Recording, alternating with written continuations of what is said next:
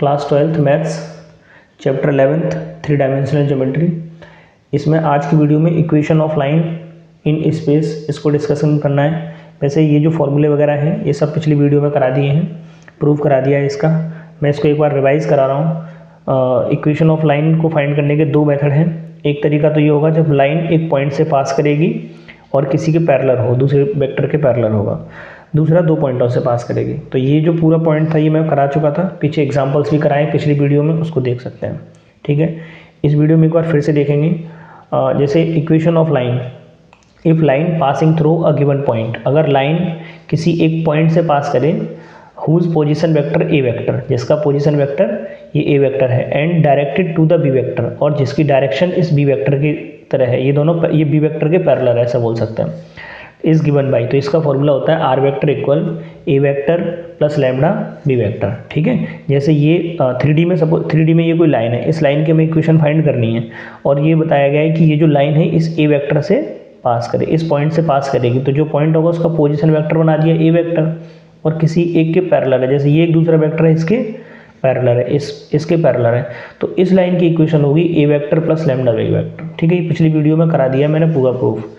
तो ये जो आर वेक्टर इक्वल ए vector plus lambda B vector होता है, ये वेक्टर इक्वेशन है लाइन की। ठीक है, यहाँ लाइन के हम दो इक्वेशन पढ़ेंगे, वेक्टर इक्वेशन और कार्टेशियन इक्वेशन। ठीक है, are vector equal A vector plus lambda B vector, ये जनरल इक्वेशन है वेक्टर। ठीक है, इस लाइन की A vector plus lambda B vector. आगे इसको जब कार्टेशियन फॉर्म में चेंज करते हैं, आर वेक्टर को, इस पूरे ये जो इक्वेशन है इसको जब कार्टेशियन फॉर्म में चेंज करते हैं तो इसकी इक्वेशन बनेगी x minus x one upon A, y minus by one upon B, z minus Z one upon C. ये दोनों ये जो इक्वेशंस हैं ये वेक्टर इक्वेशन और ये कार्टेशियन इक्वेशन, ये स्पेस में जो इक्वेशन होगी लाइन की उसकी जनरल इक्वेशन है ये दोनों। ठीक है, तो इनको ध्यान रखना है। अब ये देखो Cartesian equation x minus x one upon A, y minus by one upon B, z minus Z one upon C. तो ये जो इक्वेशन है ये कार्टेशियन इक्वेशन है। ठीक है, अब जैसे ये कार्टेशियन इक्वेशन दिया है और ये पूछा जाए कि ये इक्वेशन किन पॉइंटों से पास करेगी, तो ये पास करेगी x1 y1 z1 से। इस लाइन के डायरेक्शन रेशियो क्या होंगे या पैरेलल किसके होगी, तो a b c ये इसके पैरेलल होगी। ठीक है, ये इसके डायरेक्शन रेशियो हैं इस लाइन के। इस लाइन की डायरेक्शन क्या है, a b c। ठीक है, तो ये पॉइंट पिछली वीडियो में था। ये टॉपिक दूसरा है, मतलब ये सिलेबस में नहीं, लेकिन मैं इसको थोड़ा सा बता देता हूँ। If a line passing through two given points, अगर लाइन दो पॉइंटों से पास करे, whose position vector A vector and B vector is given by, अगर दो पॉइंटों से पास करेगी तो लाइन की इक्वेशन निकाल सकते हैं हम, R vector equal A vector plus lambda B minus A. ठीक है, देखो यहाँ पे पीछे वाले में क्या था, एक ही पॉइंट दिया था कि लाइन एक ही पॉइंट से पास करेगी और दूसरे के पैरेलल होगी। अब लाइन के दो पॉइंट दिए हैं, ए वेक्टर और बी वेक्टर। ठीक है, इन दोनों पॉइंटों से लाइन पास करेगी, तो इन दोनों पॉइंटों से लाइन पास, दो पॉइंट दिए गए होंगे तो फॉर्मूला होगा R vector equal A vector plus lambda B vector minus A vector. ठीक है, ये जो इक्वेशन है ये वेक्टर इक्वेशन है। ठीक है, अब जैसे बी वेक्टर और ए वेक्टर को माइनस कर देंगे तो यही फॉर्म बन जाएगी। ठीक है, वेक्टर इक्वेशन। कार्टेशियन इक्वेशन होगी X minus x one upon X two minus x one, Y minus by one upon Y two minus by one, Z minus Z one upon Z two minus. ये X one Y one ये सब क्या है, जो first point होगा इसके coordinate होंगे x one Y one Z one, second होगा इसके कोऑर्डिनेट होंगे एक्स टू बाई टू और जेड टू। तो ये इस तरीके से कर देंगे हम इसको वेक्टर इक्वेशन में। ठीक है, ये इस बार सिलेबस में नहीं है, फिर मैंने बता दिया। इसको ध्यान रखो, जनरल इक्वेशन क्या होगा, आर वेक्टर इक्वल ए vector plus lambda B vector. ये कार्टेशियन इक्वेशन है x minus x one upon A, y minus by one upon B, z minus Z one upon C. ये जो लाइन है वो x1 y1 z1 से पास करेगी, a b c इसके line के डायरेक्शन रेशियो हैं। ठीक है, ये लाइन के डायरेक्शन रेशियो होंगे क्योंकि दोनों लाइन पैरेलल होंगी, तो जो डायरेक्शन इसकी है वही डायरेक्शन इसकी, रेशियो दोनों के सेम रहेंगे डायरेक्शन रेशियो। ठीक है, तो ये पिछली वीडियो में भी था, इस बार मैंने फिर से एक बार रिकैप करा दिया है। नया जो टॉपिक है हमारा एंगल बिटवीन टू लाइन्स, दो लाइन्स के बीच में एंगल्स कैसे निकालते हैं। ठीक है, एंगल के लिए जैसे दो लाइन होंगी तो दोनों के बीच में एक इस तरीके से, जैसे ये दो लाइन एक दूसरे को इंटरसेक्ट करेंगी तो इन दोनों के बीच में एक एक्यूट एंगल बनेगा और एक ऑब्ट्यूस एंगल बनेगा, या हो सकता है राइट एंगल बने। तो एक्यूट एंगल फाइंड करते हैं। ठीक है, ऑब्ट्यूस के लिए पाई से माइनस कर देंगे। पहले देखो लाइन्स के एंगल बिटवीन टू लाइन्स, नया टॉपिक है, इसको क्या करेंगे, the angles between two lines. अब दो लाइन्स की बात कर रहे हैं तो लाइन की इक्वेशन लिखा है इन्होंने आर वेक्टर इक्वल ए vector plus lambda B vector. ठीक है, और ये भी लिखा है। तो अब ये दो अलग अलग इक्वेशन है तो ये अलग होंगे, तो R vector equal A one plus lambda B one, ये फर्स्ट इक्वेशन है। दूसरा R vector equal A two plus mu B two, मतलब ये जो लैम्बडा होता है ना कांस्टेंट होता है, तो अब दो अलग अलग इक्वेशन होंगी, दोनों में सेम कांस्टेंट तो होगा नहीं, इसलिए फर्स्ट इक्वेशन को मैंने लिखा है are vector equal A one plus lambda B one, दूसरे को लिखा है are vector equal A two plus mu B two. ये दो इक्वेशन है, इन दोनों इक्वेशंस के बीच में एंगल के लिए फॉर्मूला होता है cos theta equal B one dot B two, B one vector dot B two vector upon magnitude of B one magnitude of B two. और इसका मॉडुलस इसलिए लगाया है क्योंकि एक्यूट एंगल होगा तो कॉस जो होगा फर्स्ट क्वाड्रेंट में पॉजिटिव होगा, ठीक है, तो ये पॉजिटिव वैल्यू लेनी है, ठीक है। B one vector dot B two vector, dot product का पीछे वाला कंसेप्ट था, ठीक है, अपॉन मैग्नीट्यूड, ये इसका फॉर्मूला हो गया।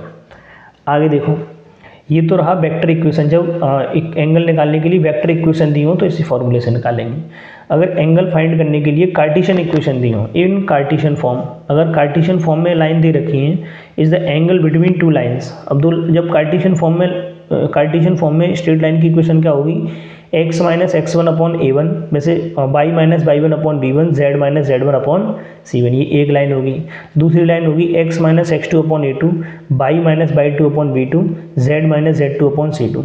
इन ये जो स्ट्रेट लाइन की फॉर्म लिखी हुई हैं, इन फॉर्म को अच्छे से देख लो, अच्छे से पहचान लो। x minus x one upon A one, यहाँ पे x सेपरेट है और y सेपरेट इस तरीके से है ना, तो यही फॉर्म अगर होंगी तो ये जो फर्स्ट लाइन और सेकंड लाइन के डायरेक्शन रेशियो, फर्स्ट लाइन का डायरेक्शन रेशियो होगा a1 b1 c1, second line का डायरेक्शन रेशियो होंगे a2 b2 c2, ठीक है। इस तरीके से फॉर्म यही होनी चाहिए। अगर ज़्यादातर क्वेश्चंस में फॉर्म को चेंज करते थे, ऐसे लिख देता 2x माइनस थ्री अपॉन 5, तो बच्चे ये नीचे वाले को डायरेक्शन रेशियो मान के उसको कर देते हैं, जबकि फॉर्म उसकी अगर 2x है तो 2 कॉमन लेके उसको ये फॉर्म बनाएंगे, उसके बाद डायरेक्शन रेशियो लिखेंगे, ये सबसे ज़्यादा गलतियाँ होती हैं, ठीक है। तो ये इसके अभी मैंने जनरल फॉर्म में लिखा हुआ है दोनों इक्वेशंस को। तो एंगल का फॉर्मूला होगा cos theta equal A one dot A two, B one dot B two, C one dot C two, ठीक है। ये A one dot A two का मतलब ए वन और ए टू का multiply B one B two C one C two, upon में आएगा under root A one square B one square C one square A two square B two square C two square. बिल्कुल same है ये, जैसे यहाँ B one dot B two किया है तो बी वेक्टर जो होगा ना वो इसी फॉर्म में होगा बी वन, और बी टू वेक्टर होगा इस फॉर्म में। जब इन दोनों का डॉट प्रोडक्ट करेंगे तो यही बनेगा इसको, और मैग्नीट्यूड जब बी वन का निकालेंगे तो A one square B one square C one square आएगा, इसका निकालेंगे तो A two square B two square C two. तो ऐसा नहीं कि फॉर्मूला बहुत बड़ा है कैसे याद होगा, रटा कैसे जाएगा, मतलब रटना नहीं है, समझना है, ठीक है। A one A two B one B two C one C two, फिर अंडर रूट में इसका मैग्नीट्यूड और ये मैग्नीट्यूड, ठीक है। ये A one B one C one क्या होंगे, A one B one C one first line के डायरेक्शन रेशियो होंगे, A two B two C two second line के डायरेक्शन रेशियो होंगे, ये इसी फॉर्म में लिखा होना चाहिए, ठीक है। तो ये एंगल का कंसेप्ट समझ में आ गया होगा, R vector equal A one plus lambda B one, R vector equal A two plus mu B two, इस तरीके से दो इक्वेशन होगी। तो एंगल का formula cos theta equal B one dot B two upon magnitude of B one magnitude of B two in modulus, ठीक है। तो अभी इससे रिलेटेड जो ये जो टॉपिक है इससे रिलेटेड मैंने कुछ एग्जांपल्स लिखे हैं, कुछ इसमें होमवर्क भी रहेगा आज, ठीक है। अच्छा, एक कंसेप्ट और है, जैसे ये मैंने एंगल्स बता दिए, एंगल्स इस तरीके से निकाला जाएगा। अब इसमें इसको और देख लेना है, two lines with direction ratio, दो लाइन है जिनके direction ratio A one B one C one and A two B two C two है ना, दो लाइन होंगी। जैसे ये दो लाइन है, इनके इसके direction ratio A one B one C one था, A two B two C two. इसी तरीके से कोई दो लाइन्स हैं जिनके डायरेक्शन रेशियो ये हैं A one B one C one, A two B two C two, है ना। तो यहाँ परपेंडिकुलर की कंडीशन है, अगर दोनों लाइन ये इस तरीके से दो लाइन है राइट एंगल बनाएंगे, अगर परपेंडिकुलर है यानी थीटा 90 डिग्री है तो इसके लिए कंडीशन होती है A one A two B one B two C one C two equals to zero. बहुत सिंपल है, देखो कॉस थीटा को जीरो करना है, ये अगर जीरो थीटा 90 हो जाए, ये थीटा को अगर मैं 90 लिख दूँ तो कॉस 90 की वैल्यू जीरो होती है, इसको मल्टीप्लाई में भेजेंगे जीरो, तो ये कंडीशन बन जाएगी A one A two B one B two C one C two equals to zero. और पीछे जब हम एंगल्स पढ़ रहे थे वेक्टर्स के बीच में एंगल्स, तो वही बताया था कि जैसे ए वेक्टर और बी वेक्टर का डॉट प्रोडक्ट अगर जीरो हो जाता है तो ये परपेंडिकुलर होगा, तो वही उसी कंसेप्ट से ही बनाए, ठीक है। A one A two B one B two C one C two equals to zero. अगर ये पैरेलल होंगे, थीटा 0 डिग्री होगा तो कंडीशन होगी A one upon A two B one upon B two C one upon C two, ये ratio आपस में equal रहेगा, ठीक है। तो इस कंसेप्ट को भी नोट करेंगे, थीटा 90 थीटा 0 डिग्री पर क्या होगा, ठीक है, एंगल्स का फॉर्मूला। अब मैंने कुछ एग्जांपल लिखे हैं, देखो किस तरीके से क्वेश्चन किस तरीके से आएंगे। Find the angle between to pair of lines, है ना, गिवन बाय दिस। देखो दो लाइन दे रखी है, एक लाइन ये दे रखा है, दूसरा ये दे रखा है, ठीक है। इसका सॉल्यूशन, तो अभी ये दो लाइन दे रखी हैं, इसका एंगल्स पता करना है कि इन दोनों लाइंस के बीच में कितना एंगल्स होगा। तो सबसे पहले ये जो मैं इसको कंपेयर करेंगे, on compare the given equations, वाई इक्वेशंस को कंपेयर करेंगे। R vector equal a1 vector plus lambda b1 vector and R vector equal a2 plus mu b2 vector. ठीक है, ये जनरल इक्वेशन है, जनरल इक्वेशन से कंपेयर करो। तो यहाँ पे देखो a1 क्या होगा, देखो आर वेक्टर इक्वल ये a हो गया, a1 प्लस लैम्डा b1, ये बन जाएगा हमारा a1 वेक्टर और ये हो जाएगा b1 वेक्टर। यहाँ पे ये हो जाएगा a2 वेक्टर और ये हो जाएगा b2 वेक्टर। ठीक है, तो हमें जो फॉर्मूला होता है, फॉर्मूला क्या रहता है, cos theta equal b1 vector dot b2 vector upon magnitude of b1 vector magnitude of b2 vector, ये फॉर्मूला होता है। तो इसमें a1 की तो ज़रूरत नहीं है, तो वैसे कंपेयर करने से a1 लिखने से कोई दिक्कत नहीं होगी, लेकिन फिर भी मैं इसमें यूज़ नहीं होगा तो हम b1 को ही लिखेंगे। तो ये a1 ये b1, यहाँ पे a2 और ये b2। तो ये b1 वेक्टर क्या होगा, ये लैम्डा के साथ है ना, ये i plus 2j plus 2k। b2 vector क्या होगा, देखो R vector equal a2 plus mu b2 है ना, तो ये b2 वेक्टर होगा 3i plus 2j plus 6k। ठीक है, इस तरीके से कंपेयर कर लेंगे। ये आर वेक्टर इक्वल ये इक्वेशन जो दी है। अब फॉर्मूला यूज़ करो b1 डॉट b2, तो b1 वेक्टर क्या है, देखो i plus 2j plus 2k, इसका डॉट प्रोडक्ट करना है b2 के साथ। b2 क्या है, 3i plus 2j plus 6k upon में इसका मैग्नीट्यूड। तो इसका मैग्नीट्यूड कैसे निकलेगा, b1 का यहाँ 1 होगा तो 1 स्क्वायर 2 स्क्वायर 2 स्क्वायर, इसका मैग्नीट्यूड 3 स्क्वायर 2 स्क्वायर 6 स्क्वायर। तो अब डॉट प्रोडक्ट कैसे करते हैं, i को i के साथ डॉट करते हैं, j को j के साथ करते हैं, k को k के साथ। तो i का यहाँ करेंगे 3 बन जाए 3, ये 2 का 2 2 जा 4, 6 2 जा 12। मैग्नीट्यूड देखो इसका 2 का स्क्वायर 4 प्लस 4 8 प्लस 1 9 हो गया। ये 3 का स्क्वायर हो जाएगा 9, 2 का स्क्वायर 4, 6 का स्क्वायर 36। ठीक है, तो ये 36 प्लस 4 40 प्लस 9 49। ये ऐड करो 12 प्लस 4 16 प्लस 3 19 और ये बाहर आएगा 3, ये आ जाएगा 7।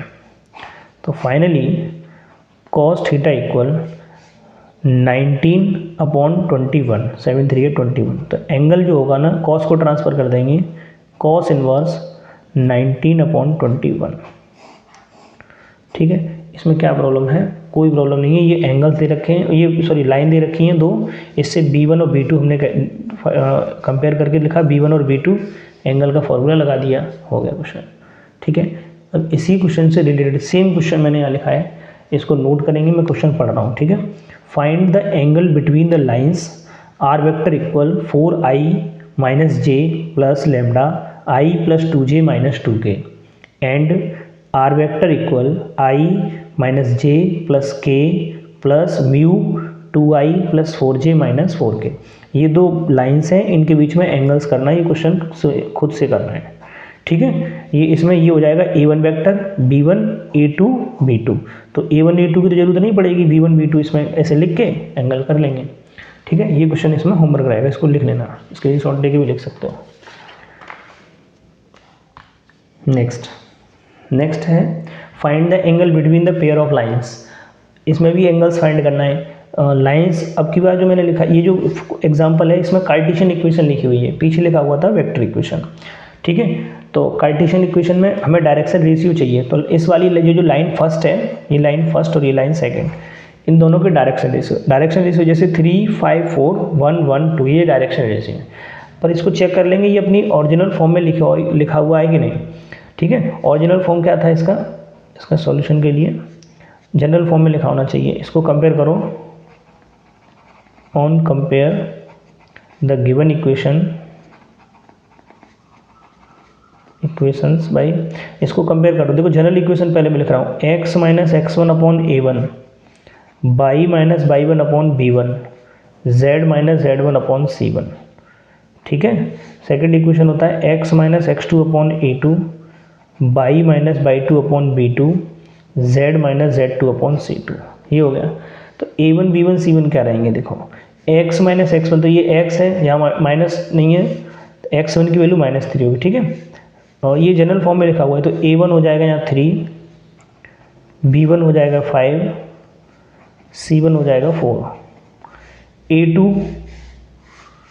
ये लिख देता हूँ, A2 इक्वल 1, B2 ये भी 1, C2 ये वाला 2, ठीक है।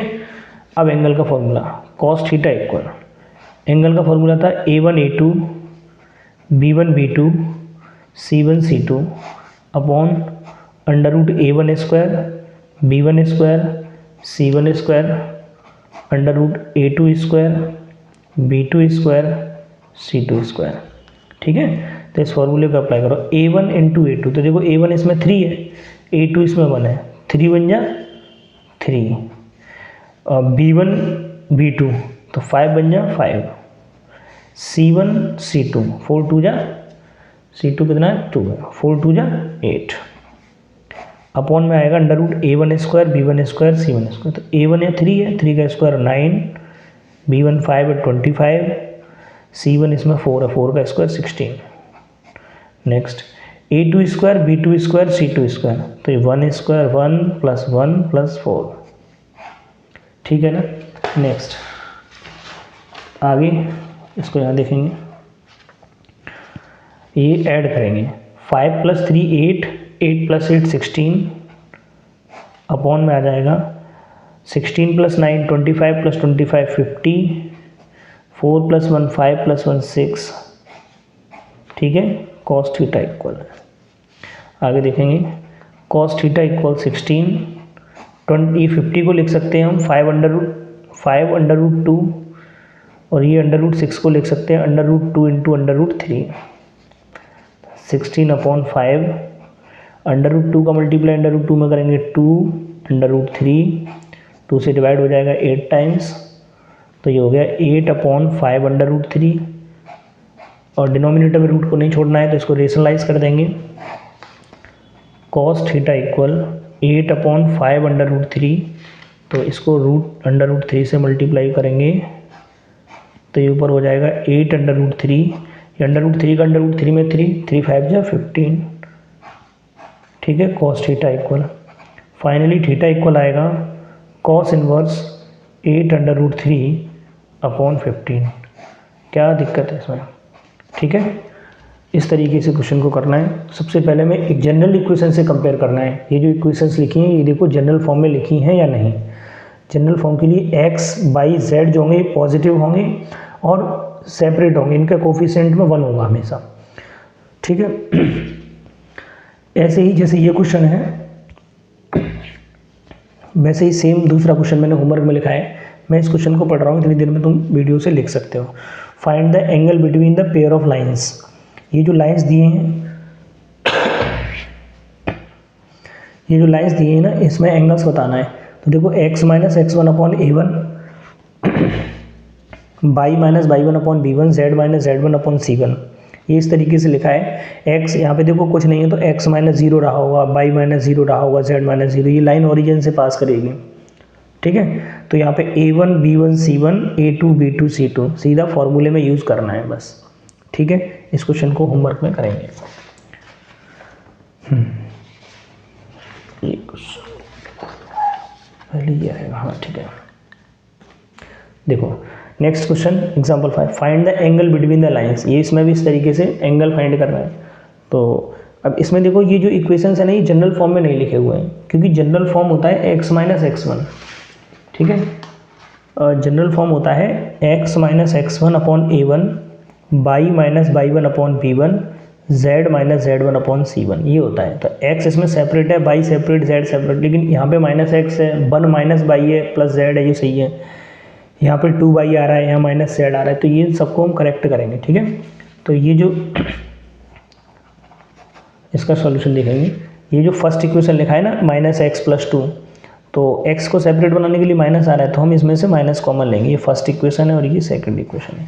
मैं फर्स्ट इक्वेशन को ही देख रहा हूँ, माइनस कॉमन लेंगे पहले यहाँ से, तो ये बचेगा x minus two upon minus two, ये 1 माइनस वाई, यहाँ भी माइनस कॉमन लेना पड़ेगा, तो ये बाई माइनस 1 हो जाएगा। यहाँ पे z प्लस 3, तो z प्लस में है और 1 इसका कोफिशिएंट है, तो z प्लस 3 ये सेम ऐसे ही रहने देंगे। अब ये माइनस है ना, तो माइनस से माइनस कैंसिल, तो ये x minus two upon two, ये भी कैंसिल हो जाएगा। By minus 1 upon 7, z plus 3 upon minus 3।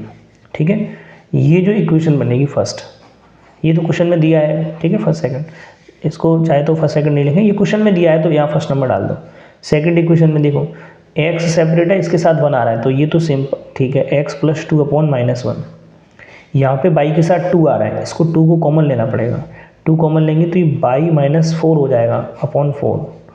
यहाँ पे 5 माइनस जेड है, माइनस कॉमन लेना पड़ेगा, तो z माइनस 5 अपॉन माइनस 4, तो ये x plus two upon minus 1, 2 से 4 डिवाइड हो जाएगा, बाई माइनस 4 अपॉन 2, माइनस से माइनस डिवाइड हो जाएगा, तो ये z माइनस 5 अपॉन 4, ये इक्वेशन सेकंड।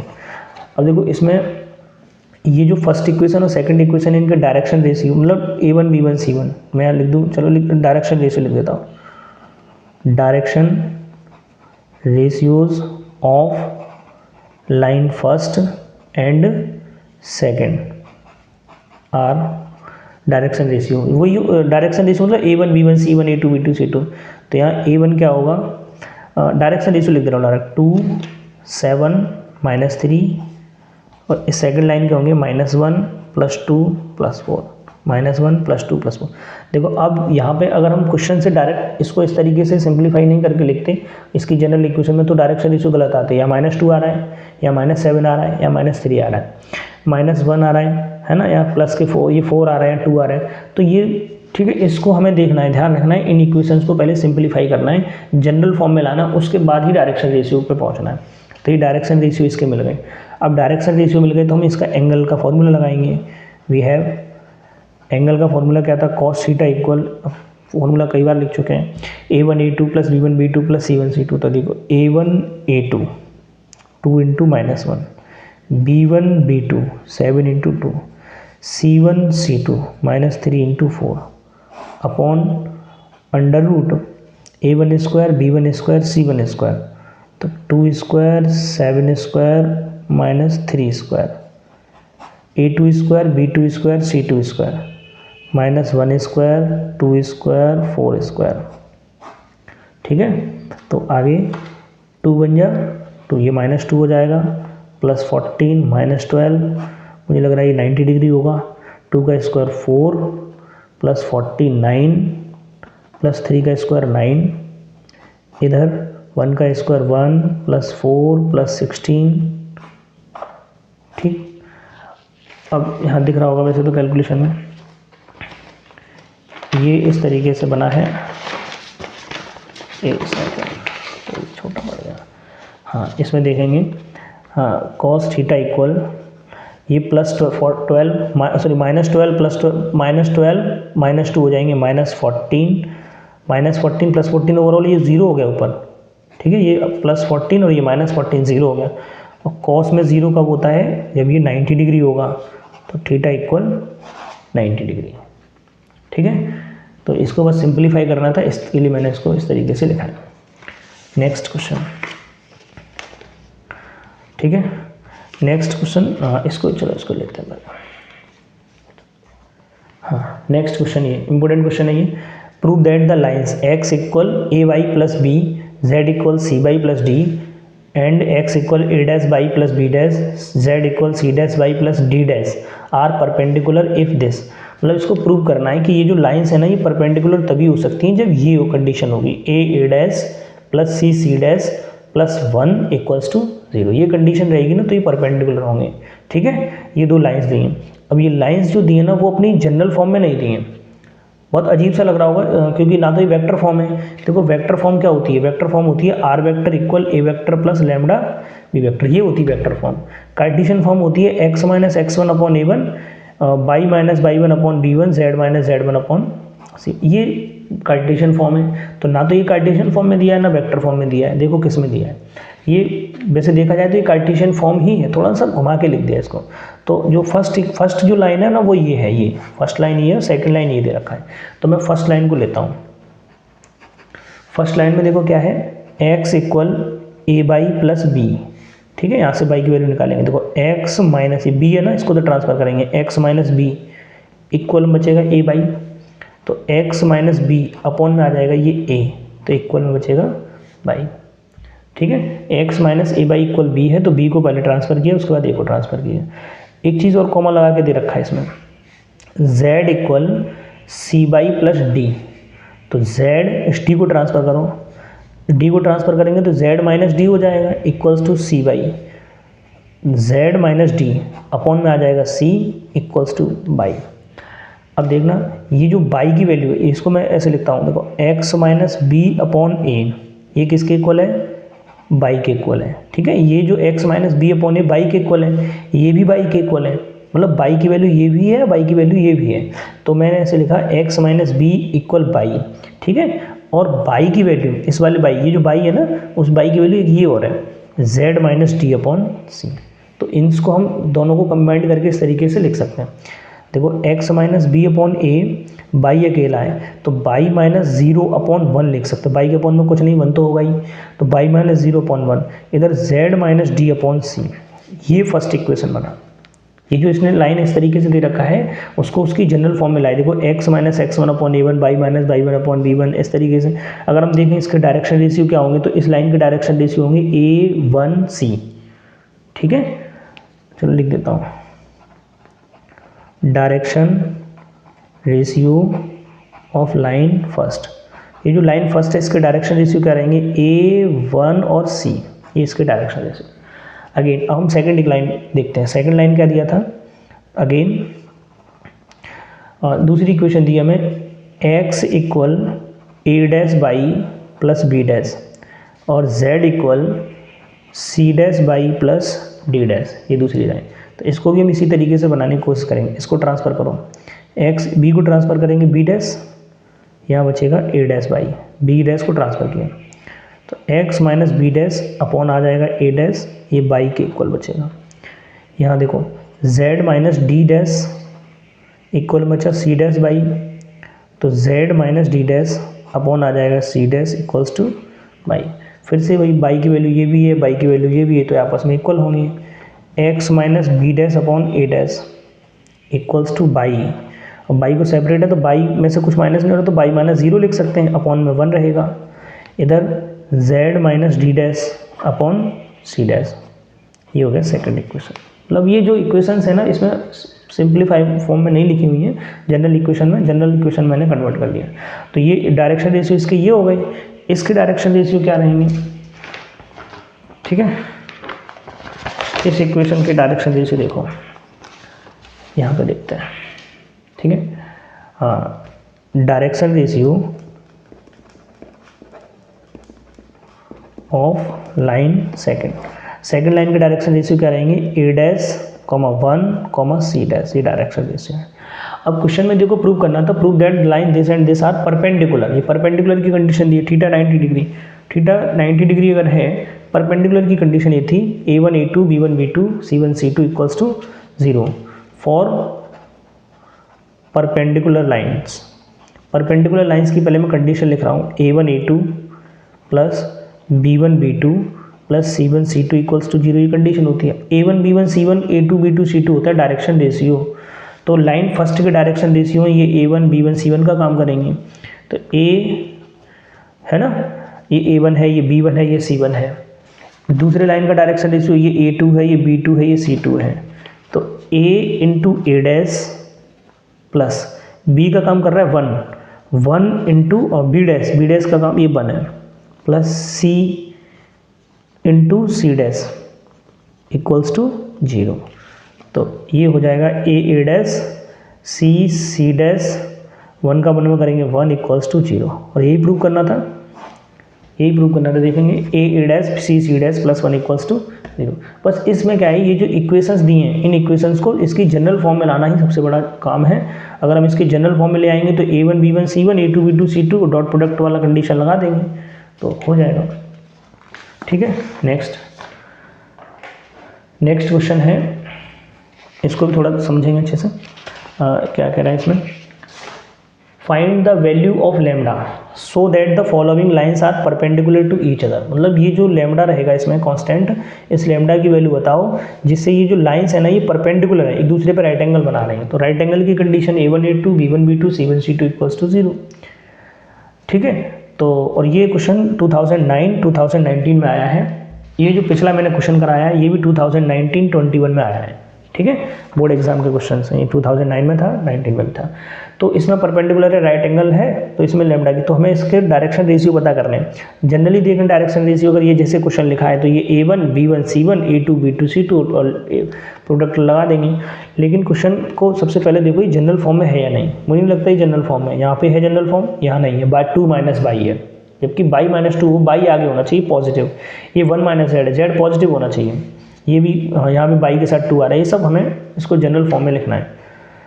तो जो फर्स्ट इक्वेशन है x minus 5 upon 5 lambda plus 2, ये तो ठीक है। 2 माइनस बाई, तो यहाँ माइनस कॉमन लेना पड़ेगा, तो ये बाई माइनस 2 हो जाएगा। यहाँ 1 माइनस जेड है तो माइनस कॉमन लेना पड़ेगा, ये z माइनस 1।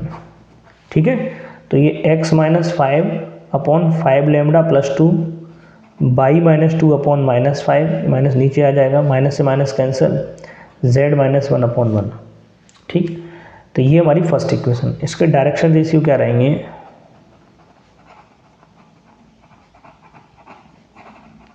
फर्स्ट लाइन के जो डायरेक्शन रेशियो हैं वो क्या होंगे, डायरेक्शन रेशियो ये होंगे a1 b1 c1 का काम ये करेंगे ना, यहाँ से तो नहीं देख सकते हम, इसको पहले जनरल फॉर्म में लाएंगे। तो डायरेक्शन रेशियो लाइन फर्स्ट के हो जाएंगे 5 लैम्डा प्लस 2 माइनस 5 प्लस 1। ठीक है, ये a1 b1 c1। Second line देखो इसका, अगेन सेकेंड लाइन है इसका x अपॉन 1, ये 2 बाई प्लस 1 है, 2 कॉमन लेना पड़ेगा, बाई प्लस 1 अपॉन 2, 2 कॉमन लेंगे ना, 2 यहाँ से कॉमन हो गया तो बाई बचा, यहाँ से 2 कॉमन है नहीं तो अपॉन में 2 आ जाएगा, नीचे 4 लैम्डा है, ये 1 माइनस जेड है तो माइनस कॉमन लेंगे तो ये z माइनस 1 अपॉन माइनस 3। ठीक, तो ये x अपॉन 1 और 2 से 4 डिवाइड हो जाएगा, तो ये by plus 1 upon 2 lambda, minus से माइनस डिवाइड हो जाएगा, z माइनस 1 अपॉन 3। ये सेकंड इक्वेशन। अब इसके डायरेक्शन रेशियो,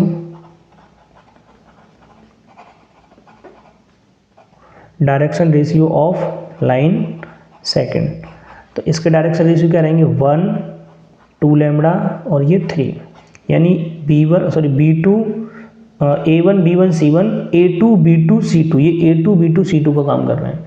अब क्वेश्चन में दे रखा है कि ये परपेंडिकुलर है। ठीक है, इसको लिखना है, इट इज गिवन दैट